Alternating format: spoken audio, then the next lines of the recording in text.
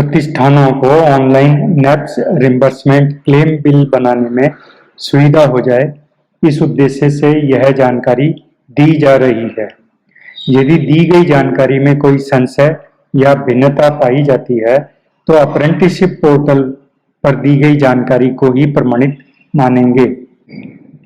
Neps guideline आपको portal पर act and guideline में यहाँ आपको उपलब्ध हो जाएगी। इसके बिंदु संख्या 5.3 में बताया गया है 19 अगस्त 2016 providing for financial support to the industry undertaking apprenticeship programmes under the apprenticeship act 1961।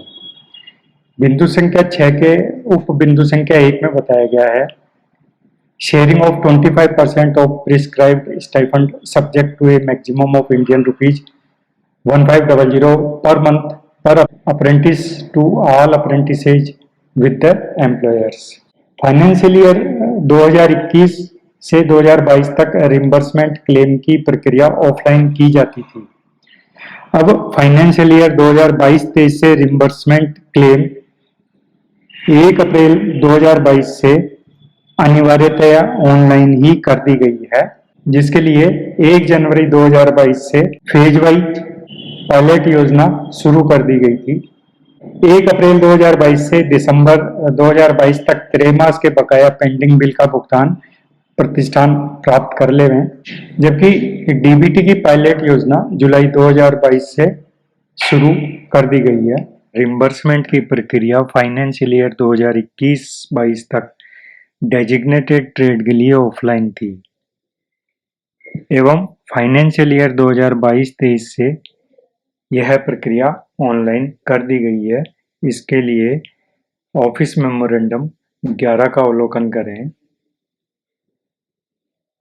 इस ऑफिस मेमोरेंडम में 16 नवंबर 2022 के द्वारा सब्जेक्ट में बताया गया है online claim reimbursement under neps from 1 April 2022 onwards. बिंदु संख्या 3 में नेप्स बिल 1 अप्रैल 2022 से ऑनलाइन किए जाएंगे। बिंदु संख्या 4 में इस्टेब्लिशमेंट को बताया गया है कि वो अपने डैशबोर्ड से स्टाइपेंड में जाएंगे और वहां से क्लेम एंड रिम्बर्समेंट में जाएंगे।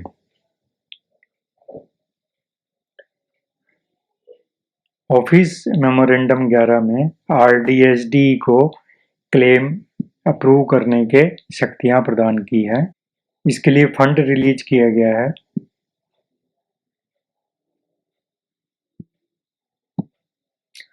ऑफिस मेमोरेंडम 12 के द्वारा अप्रूव करने की शक्तियां संबंधित राज्य को भी दी गई हैं। आगे हम भूमिका में देखते हैं ऑफिस मेमोरेंडम 1 2 दिसंबर 2021 का है। उसके बिंदु संख्या 10 का हम अवलोकन करते हैं। Functionality for online reimbursement under NAPS for designated trade to be made operational in the current portal, including process for payroll calculation for stipend, NAPS reimbursement verification, claim submission process, etc. बिंदु संख्या 12 में बताया गया है functionality to be provided to RDSD AAA SAA to unfreeze payroll for designated trades. Right should also include flexibility of selecting particular apprentice instead of all batch. Office memorandum 3 का अवलोकन करें। Simplification इन neps guideline. इसके बिंदु संख्या 5 का अवलोकन करते हैं। बिंदु संख्या 5 processing of claim under NAPS. Changes in the NAPS guideline का जब हम अवलोकन करते हैं, government of India share will be reimbursed on a quarterly basis. The entire processing of such claim will be online. This will be effective 1st April 2022 mandatorily and phase-wise pilots in the states from 1st January 2022. Headers में home के पास में Git started पे आएंगे, ऊपर से चौथे number पर payment and establishment reimbursement user manual के द्वारा सहायता लेके प्रतिष्ठान अपने क्लेम बिल को बना सकते हैं। अटेंडेंस एंड स्टाइपेंड पेरोल, यह काम इस्टेब्लिशमेंट को करना है। क्लेम एंड रिम्बर्समेंट, यह भी प्रतिष्ठान को करना है। इसके बाद में वेरीफाई करेगा AAA, संबंधित जिले के शिक्षुता सलाहकार जो है इसको वेरिफिकेशन करेंगे। उसके बाद में RDSD जो है वो सैम्पलिंग को इनिशिएट करेंगी। सैम्पलिंग जो जाएगा 5% कैंडिडेट के प्रूफ के लिए, वो इस्टेब्लिशमेंट वापस सैम्पलिंग को प्रूफ अपलोड करेंगे वहाँ पर। इसके पश्चात RDSD पुनः उसको वेरीफाई करेगा, तत्पश्चात NSDC एडमिन उसको अप्रूव करेंगे। यहाँ तक डेजिग्नेटेड ट्रेड के लिए प्रक्रिया बताई गई है और इसके बाद ये ऑप्शनल ट्रेड के लिए प्रक्रिया बताई गई है। 47 पेज का यह है। इसके पेज नंबर 20 को आप देखेंगे। यहाँ से प्रतिष्ठानों को एक डिक्लेरेशन का टेम्पलेट डाउनलोड करना होगा क्लिक हियर से, साथ ही एक एनेक्सर भी का टेम्पलेट भी डाउनलोड करना होगा और उसकी पूर्ति करके अपलोड करना है। क्लिक हियर करेंगे तो वह डाउनलोड हो जाएगा। इसी तरह से एनेक्सर को क्लिक हियर करेंगे तो वह डाउनलोड हो जाएगा। यह इस्टेब्लिशमेंट का लॉगिन है, इस्टेब्लिशमेंट डैशबोर्ड है। वहाँ बाईं तरफ आप स्टाइफंड पे जाएंगे। स्टाइफंड को जब क्लिक करेंगे तो उसके दो उप सेक्शन खुलेंगे, attendance and stipend, claim and reimbursement. Attendance and stipend पे जब क्लिक करेंगे तो पेरोल की लिस्ट दिखाई देगी। पेरोल में कॉलम बने हुए हैं, year, month, establishment code, establishment name, total numbers of apprentice age, और रो में महीने और साल अंकित हैं। आगे कॉलम और भी हैं, टोटल नंबर्स ऑफ अप्रेंटिस के बाद में total apprentice record updated, total stipend amount, payment status, payroll status, NSDC approval status और एक्शन। एक्शन के 3 बिंदु पर जब जाके क्लिक करते हैं तो click to take multiple action दिखाई देता है। वहाँ व्यू पेरोल डिटेल्स पे क्लिक करने पर आपको पेरोल दिखाई देगा। पेरोल के हेडिंग्स के कॉलम आप देखेंगे, कैंडिडेट कोड दिखाई देगा, कैंडिडेट के नाम दिखाई देंगे, कैंडिडेट का बैंक अकाउंट अवेलेबल है या नहीं, कॉन्ट्रैक्ट में क्या स्टाइफंड है, प्रिस्क्राइब स्टाइफंड क्या होना चाहिए, इलिजिबल नंबर्स ऑफ डे और unauthorised oblique leave without pay in numbers of day. Row में अलग अलग कैंडिडेट की जानकारी होगी। अनऑथराइज लीव के बाद वाला कॉलम है stipend payable, total amount payable और इस्टेब्लिशमेंट कंट्रीब्यूशन। यह कॉलम आपको दिखाई दे रहे हैं। प्रतिष्ठानों को अनऑथराइज ऑब्लिक लीव विदाउट पे वाले कॉलम में दिनों की संख्या का इंद्राज करना है। यहाँ यदि कोई अप्रेंटिस महीने के पूरे वर्किंग डे आया है तो वहाँ 0 इंद्राज करना है, और यदि कोई अप्रेंटिस आपसे बिना अनुमति लिए बिना छुट्टी स्वीकृत कराए चला गया तो उन दिनों की संख्या आपको यहाँ इंद्राज कर देनी है। इसके बारे में कॉन्ट्रैक्ट में एनेक्सर 2 लगा हुआ रहता है। वो नेप्स के बारे में कहता है कि नेप्स के बारे में जो गाइडलाइन है उनकी आप पालना करेंगे और जो भी अपडेट उसमें टाइम टू टाइम होते हैं उन अपडेट्स की पालना करनी है। उपलब्ध ये हमारे इसी पोर्टल पर होता है जिसकी लिंक यहाँ दी हुई है। एनेक्सर 1 में बताया गया है कि प्रत्येक महीने का स्टाइफंड अगले महीने की 10 तारीख या उससे पहले अप्रेंटिस को दे देना होता है। कैजुअल लीव और मेडिकल लीव के लिए कोई कटौती नहीं की जाएगी, उनका स्टाइफंड दे है, परंतु एक्स्ट्रा ऑर्डिनरी लीव के लिए कोई स्टाइफंड दे नहीं है। कॉन्ट्रैक्ट पे यहाँ संबंधित जिले के सहायक शिक्षुता सलाहकार के हस्ताक्षर होते हैं।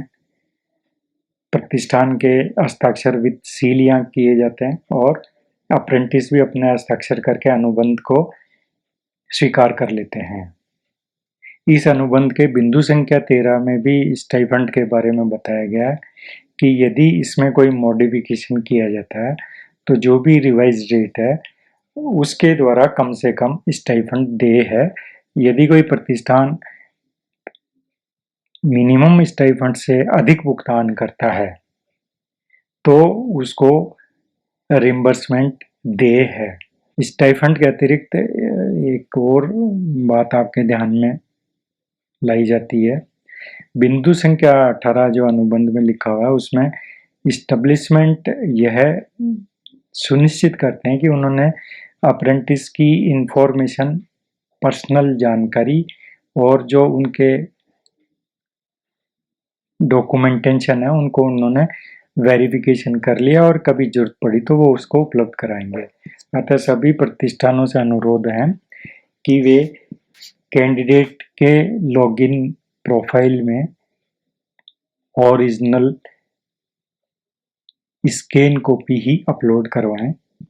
इस प्रकार अनऑथराइज लीव का आपको यहाँ पर भरना है। जब आप अनऑथराइज लीव संख्या यहाँ इस कॉलम में भर देंगे उसके पश्चात यहाँ तीर का निशान बताया और यहाँ सेव एज ए ड्राफ्ट पे क्लिक करेंगे और अगला कॉलम जो है अनऑथराइज लीव के बाद स्टाइफंड पेएबल, यहाँ अभी कोई राशि आप देख रहे हैं कोई राशि अंकित नहीं है, परंतु जैसे ही आप सेव एज ए ड्राफ्ट करेंगे तो यहाँ पोर्टल में अपने आप स्वतः ही स्टाइफंड पेएबल की राशि अंकित हुई आ जाती है। उससे अगला कॉलम है टोटल अमाउंट पेएबल। जो स्टाइफंड प्रतिष्ठान ने कैंडिडेट को भुगतान किया है उस राशि का इंद्राज यहाँ करना है, किंतु वह राशि पहले कॉलम की राशि से कम नहीं हो सकती। जैसा कि यहाँ बताया गया है कि सबसे नीचे वाली रो में कैंडिडेट का स्टाइफंड 3,161 रुपये बनता है, परंतु प्रतिष्ठान ने यहाँ 3,477 रुपये दिया है जो कि ज़्यादा है। ज़्यादा राशि इस कॉलम में भरी जा सकती है, परंतु इस कॉलम में स्टाइफंड पेएबल से कम नहीं भरी जा सकती। तत्पश्चात यहाँ सेव एज ए ड्राफ्ट करने पर इस्टेब्लिशमेंट का कंट्रीब्यूशन भी यहाँ अंकित हो जाएगा और उस महीने के लिए जो स्टाइफंड दे सभी अप्रेंटिस का वो राशि यहाँ पर आ जाती है। इसी प्रकार उस क्वार्टर के दूसरे और तीसरे महीने को भी इसी तरीके से पूर्ण कर लेना चाहिए। जब आप सेव एज ए ड्राफ्ट करते हैं तो यहाँ हरे रंग में एक कंफर्मेशन मैसेज आता है, saved as a draft successfully. OM 8 7 जुलाई 2022 को जारी हुआ है। DBT NEPS इसमें बताया गया है कि पायलट योजना के तहत जुलाई 22 से ये रोल आउट हुआ है और पूरे इंडिया में यह DBT योजना लागू हो जाएगी आफ्टर अप्रूवल ऑफ CCEA।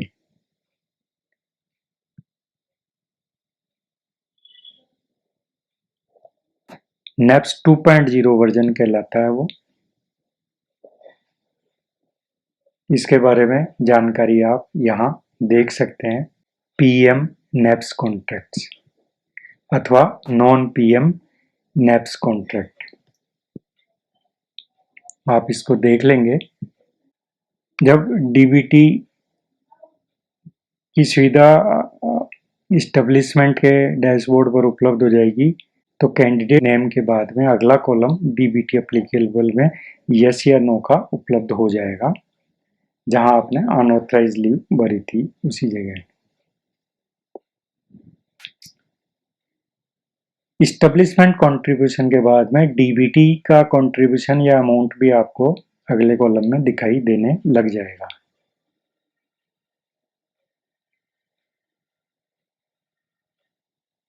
अभी ऑनलाइन क्लेम की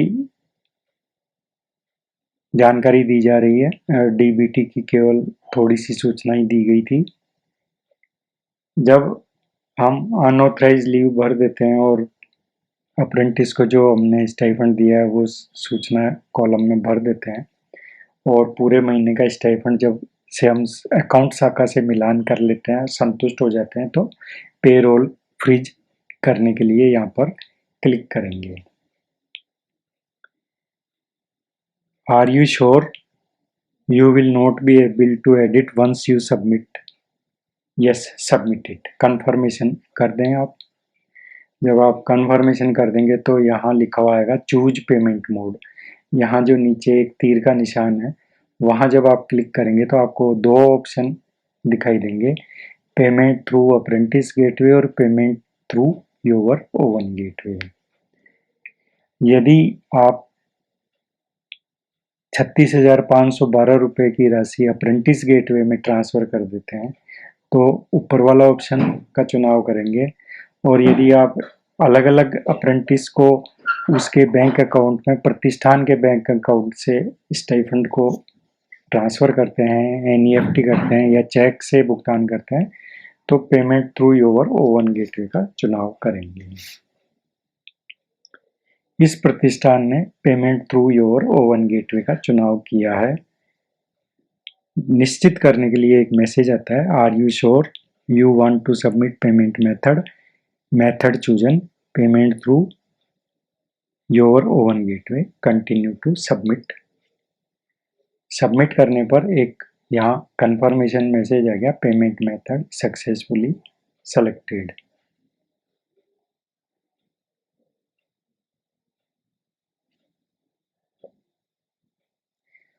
यहाँ आप देखेंगे पेरोल स्टेटस फ्रीज कंडीशन में हो गया और पेमेंट स्टेटस में यह संदेश दिखाई दे रहा है, payment through your own gateway. इस प्रकार उस क्वार्टर के 3 महीने का यह सारी प्रक्रिया बाकी और 2 महीने की भी करके इस तरह से संपादित कर लेनी है आपको। जब एक क्वार्टर के 3 महीने के लिए आप ये प्रक्रिया पूरी कर लेंगे तो स्टाइफंड के दूसरे उप सेक्शन में आप आएंगे claim and reimbursement. Claim and reimbursement पर क्लिक करते हैं तो यहाँ देखें क्लेम एंड रिम्बर्समेंट आ गया है।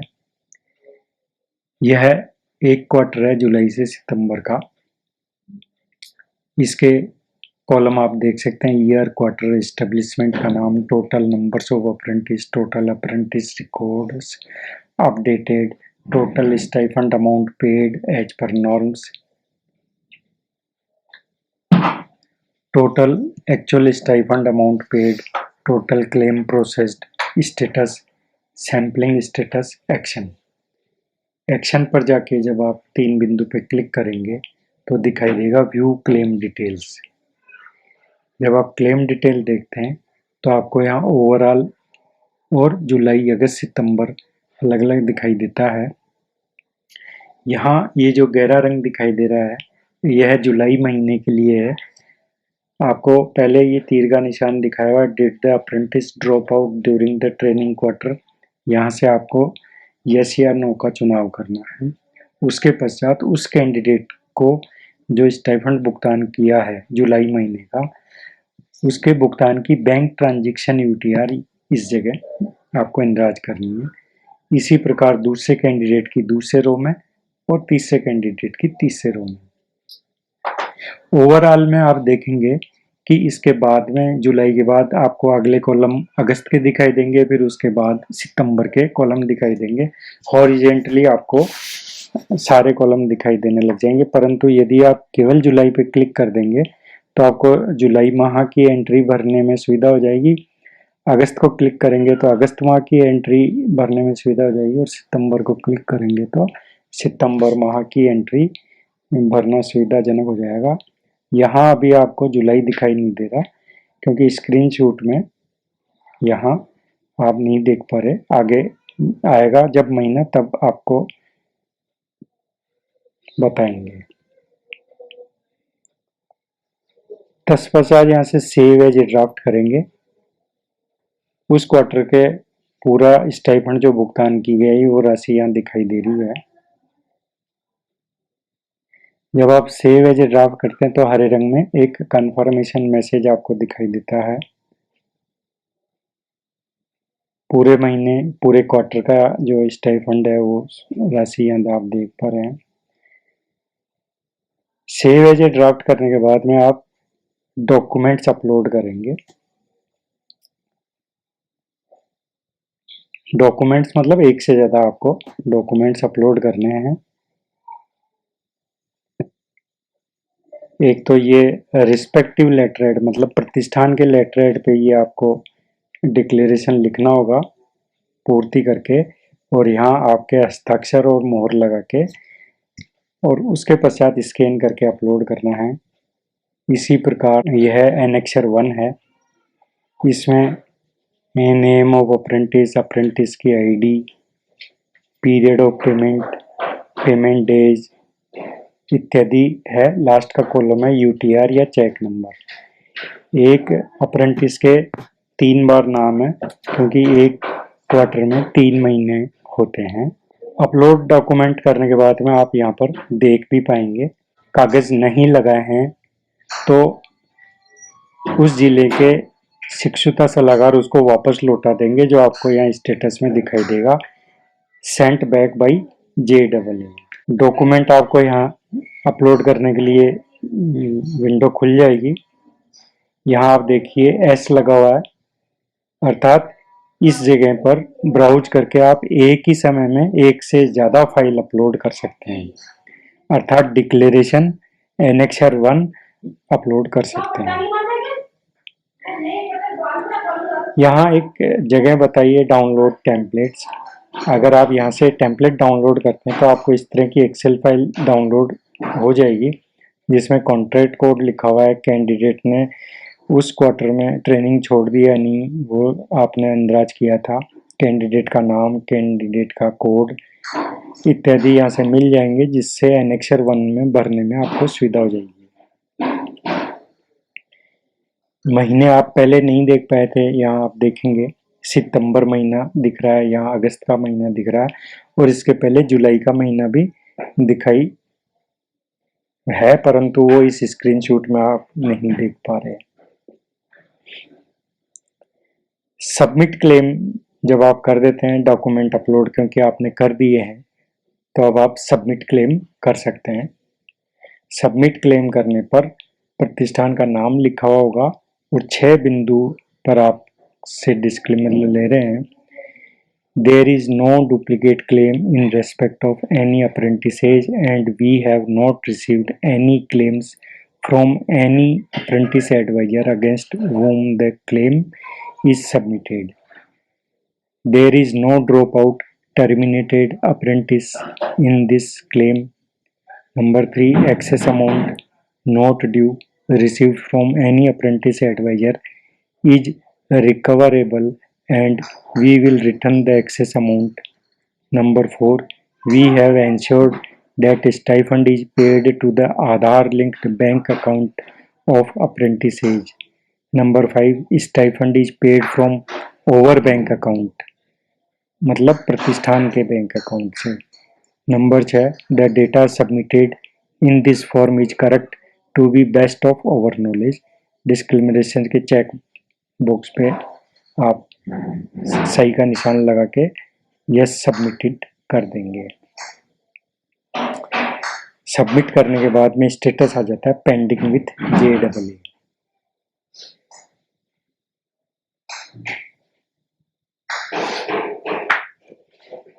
डीबीटी की योजना 1 जनवरी 2023 से अनिवार्य थी, परंतु वर्तमान में आगामी जब भी मिनिस्ट्री से आदेश आएंगे उसके पश्चात इसको आप लागू समझें। आशा है इस वीडियो के बाद सभी प्रतिष्ठान नेप्स योजना के तहत रिम्बर्समेंट प्राप्त करने के लिए अपने क्लेम बिल ऑनलाइन सबमिट कर सकेंगे। यदि कोई जानकारी आपको चाहिए तो कमेंट्स बॉक्स में आप लिख के बता सकते हैं।